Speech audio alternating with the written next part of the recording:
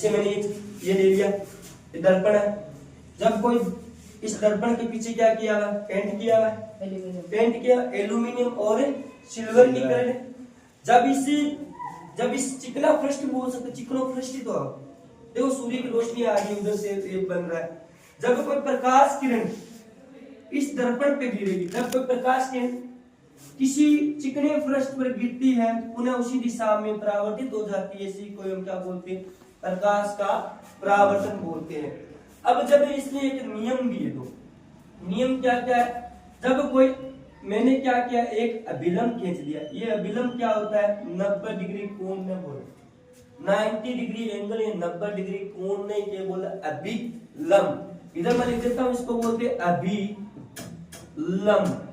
ये अभिलंब होता है, 90 डिग्री कोण नहीं, अभिलंब केवल। तो जानेगा इधर वाला जितना भी एरिया, मतलब इधर वाला क्षेत्र वह नहीं, इन्हें क्या बोला, आयु लिखा है, इन वाला क्या लिखा है, आर से रिप्रेजेंट किया जाता है। क्योंकि इधर वाला क्या है, आपतित किरण है, उधर वाला क्या है, ये परावर्तित किरण है। जितना कोण, अब जैसे इसके दो नियम है। पहला नियम ये क्या है, आपतित किरण और अभिलंब और परावर्तित किरण तीनों क्या है, एक ही तल पर स्थित है, एक ही बिंदु पर क्या है, स्थित है।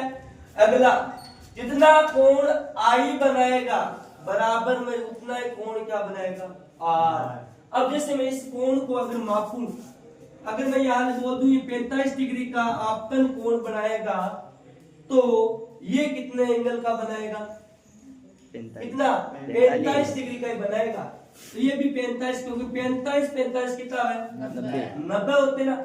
अगर ये आपको कोई भी क्वेश्चन दे दे, ये 2023 में आया हुआ है, 2023 में क्वेश्चन पूछा गया, चित्र दे दिया कि यहाँ दे दिया कि आपतन कोण 30 डिग्री का बना रहा है, तो परावर्तन कोण कितना बनाएगा, तो बराबर बनाएगा, 30 डिग्री बनाएगा, क्योंकि जितना आई कोण बनाएगा उतना ही कोण बनाएगा, आर बनाएगा। आपतन कोण और परावर्तन कोण के वे बराबर हुआ।